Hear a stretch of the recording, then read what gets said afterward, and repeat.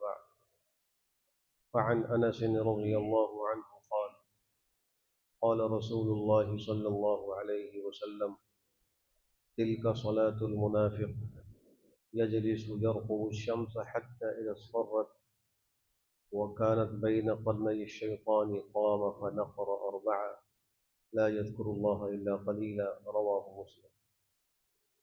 حضرت انس رضی اللہ تعالی عنہ سے روایت ہے، فرمایا کہ نبی کریم صلی اللہ علیہ وسلم نے ارشاد فرمایا، منافق کی نماز یہ ہے کہ بیٹھا ہوا سورج کا انتظار کرتا رہتا ہے یہاں تک کہ سورج پیلا پڑ جاتا ہے اور شیطان کے دو سینگوں کے درمیان قریب ہو جاتا ہے تو جلدی سے اٹھ کر چار ٹھونگے مار لیتا ہے اور اس میں اللہ پاک کا ذکر بھی قلیل ہی کرتا ہے۔ منافق کی علامات میں ایک علامت یہ ہے کہ وہ نماز میں سستی کرتا ہے۔ قرآن کریم میں سورہ نساء میں اللہ فرماتے ہیں منافقین کا حال ذکر کرتے ہوئے کہ وَإِذَا قَامُوا إِلَى الصَّلَاةِ قَامُوا كُسَالَىٰ يُرَاءُونَ النَّاسَ وَلَا يَذْكُرُونَ اللَّهَ إِلَّا قَلِيلًا۔ اس آیت میں تین علامات منافقین کی ذکر کی گئی۔ ایک تو یہ کہ جب نماز کے لیے کھڑے ہوتے ہیں تو نہایت سستی کے ساتھ، بے دلی کے ساتھ، مجبوری سمجھ کر نماز کے لیے کھڑے ہوتے ہیں، اور پھر اس کا نتیجہ یہی ہوتا ہے کہ وہ نماز اچھی طرح نہیں پڑھتے، جیسے اس حدیث شریف میں ذکر ہوا کہ مرغے کی طرح چار ٹھونگے مارتے، جلدی جلدی تیز تیز نماز پڑھتے ہیں، نماز کو وقت پر نہیں پڑھتے، تاخیر سے پڑھتے ہیں۔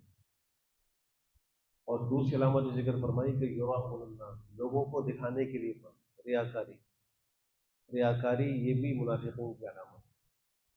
اور تیسری علامت فرمائی کہ اللہ کا ذکر بہت تھوڑا کرتے ہیں، حالانکہ جو مسلمین اور مسلمات اور مومن اور مومنات کی صفات ہیں ان میں اللہ فرماتے ہیں وَالذَّاكِرِينَ اللَّهَ كَثِيرًا وَالذَّاكِرَاتِ، کہ جو مسلمان مرد و عورت ہیں وہ اللہ کا بہت زیادہ ذکر کرنے والے ہیں۔ اور ایک مقام تو خود اللہ فرما رہے ہیں اہل ایمان کو مخاطب بنا کر کہ یا ایھا الذین آمنوا اذکروا اللہ ذکرا کثیرا، اللہ کو کثرت سے یاد کرو۔ تو منافقین کا حال یہ ہوتا ہے کہ وہ اللہ کا بہت تھوڑا ذکر کرتے ہیں، ولا یذکرون اللہ الا قلیلا۔ اسی طریقے سے منافقین کی ایک علامت یہ ہے کہ وہ یہود و نصارہ اور کفار کے ساتھ دوستی اور محبت کا تعلق رکھتے ہیں اور اہل ایمان سے نفرت کرتے ہیں۔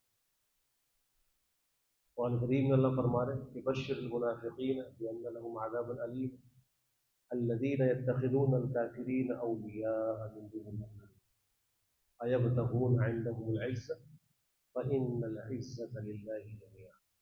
اے نبی منافقوں کو خبر کر دیجئے کہ ان کے لیے بڑا دردناک عذاب ہے۔ فرمایا کہ منافق وہ لوگ ہیں جو مومنوں کو چھوڑ کر کافروں کو اپنا دلی دوست بناتے ہیں۔ اللہ ان کو فرما رہے ہیں کیا تم ان کے پاس عزت تلاش کرتے ہو کہ تمہیں عزت مل جائے گی؟ کافروں سے دوستی کر کے تم باعزت ہو جاؤ گے؟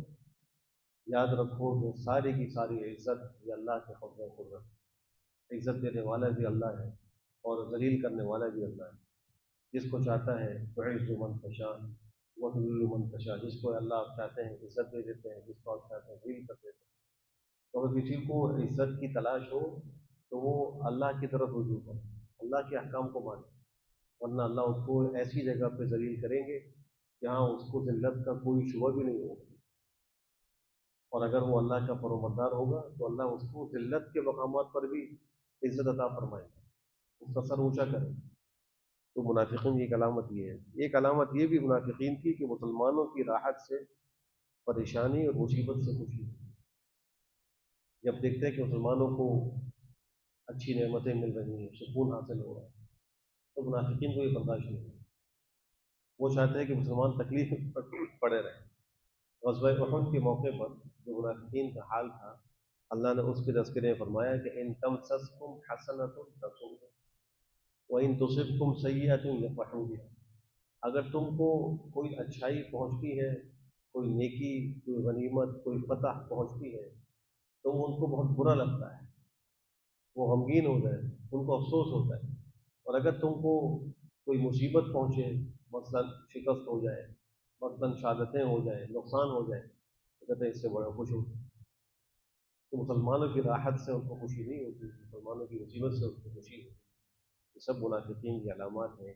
ان میں جو آج اہم ترین علامت ذکر ہوئی، نماز میں سستی، ریاکاری اور اللہ کا ذکر کم کرنا۔ ہر شخص کو چاہیے کہ اپنا محاسبہ کرے، کہیں یہ صفات اس کے اندر تو نہیں ہوگی، کہیں اللہ کا ذکر تھوڑا تو وہ نہیں کرتا، کہیں ریاکاری میں مبتلا تو نہیں، کہیں نماز میں سستی تو نہیں کر رہا۔ اگر ہے تو توبہ کریں، ان عادات کو چھوڑیں، اور اگر نہیں ہے تو اللہ کا شکر ادا کریں۔ اللہ ہم سب کو بہتر عمل کی توفیق نصیب۔ الحمد للہ۔